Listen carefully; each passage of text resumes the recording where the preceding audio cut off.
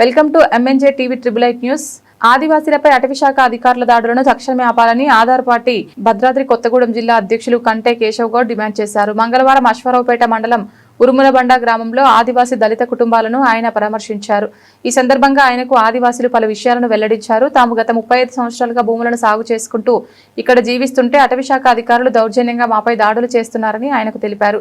దీనిపై స్పందించిన కేశవ్ గౌడ్ తక్షణమే ఆదివాసీల భూములను వారికి ఇవ్వాలని, అటవీ శాఖ అధికారులు ఇలా దాడులు చేయడం సరైంది కాదన్నారు. దాడుల్లో యువకుడు తీవ్ర గాయాల్లో హాస్పిటల్లో ఉన్నారని, ఆ కుటుంబం న్యాయం చేయాలని కోరారు. ప్రాణాలు తీసే విధంగా అటవీ శాఖ అధికారులు వ్యవహరించడం సరైంది కాదన్నారు. తక్షణమే ఆదివాసీలపై దాడులు ఆపాలని, లేని పక్షంలో తమ పార్టీ ఆధ్వర్యంలో పెద్ద ఎత్తున ఆందోళన కార్యక్రమాలు చేపడతామని ఆయన హెచ్చరించారు. నమస్తే, నా పేరు కంటే కేశవ్ గౌడ్, ఆధార్ పార్టీ భద్రాద్రి కొత్తగూడెం జిల్లా అధ్యక్షుడిని. ఈ అధికారులు, ఫారెస్ట్ అధికారులు గిరిజనుల మీద, అమాయక గిరిజనుల మీద వీళ్ళు గత 35 సంవత్సరాల నుంచి వ్యవసాయం చేసుకుంటూ ఉంటే వాళ్ళు వచ్చి ఇప్పుడు దౌర్జన్యంగా దాడి చేసి చంపడానికి ప్రయత్నం చేశారు. ఈ విషయమై జాతీయ ఎస్సీ/ఎస్టీ కమిషన్, స్టేట్ ఎస్సీ/ఎస్టీ కమిషన్ చర్య తీసుకోవాలి. ఈ గిరిజనుల మీద దాడులు ఆపాలి, లేదంటే ఆధార్ పార్టీ తరఫు నుంచి పెద్ద ఎత్తున ధర్నా చేస్తాం. ఈ ప్రజాపాలన అని చెప్పేసి రాక్షస పాలన నడుస్తూ ఉంది. ఏంటంటే నిన్నగాక మొన్న ఖమ్మంలో విషయం జరిగింది.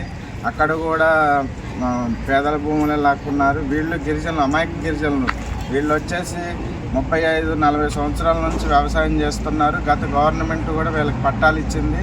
ఆ పట్టాలు గుంజుకొని అమాయక గిరిజనుల్ని దాడి చేసి చాలా దారుణంగా కొట్టి చంపడానికి ప్రయత్నం చేశారు. అందులో భాగంగానే ఒక అతనికి సీరియస్గా ఉంది, ఆయన ప్రాణాపాయ స్థితిలో ఉన్నారు. ఈ ఫారెస్ట్ అధికారులు వీళ్ళపైన దాడులు ఆగకపోతే మాత్రం ఫారెస్ట్ ఆఫీసర్లు అన్నీ ముట్టడించి వాళ్ళ మీద చర్య తీసుకుంటామని చెప్పేసి ఆధార్ పార్టీ తరఫు నుంచి హెచ్చరిస్తాము. కేసీఆర్ ఉన్నప్పుడు పట్టాలు ఇచ్చారు సార్.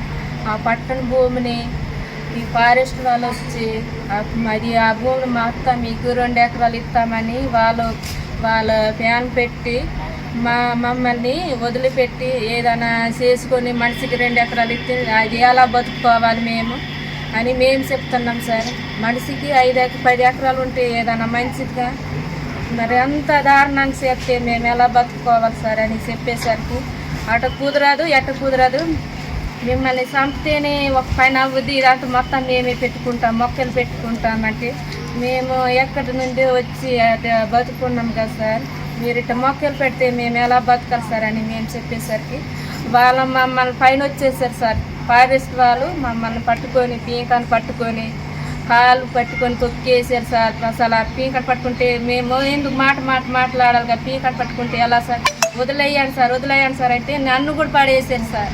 పడేసారు, లేచి మళ్ళీ వచ్చాను సార్, మళ్ళీ పడేసారు సార్. 2-3 సార్లు అట్లా పడేసారు సార్ ఫారెస్ట్ వాళ్ళు. మా ఉరుములబండ నుండి అట్లా ఏసీబీ వచ్చిందని మేము ఆపుతుంటే అట్లా ఇసుక చేసారు సార్ ఫారెస్ట్ వాళ్ళు.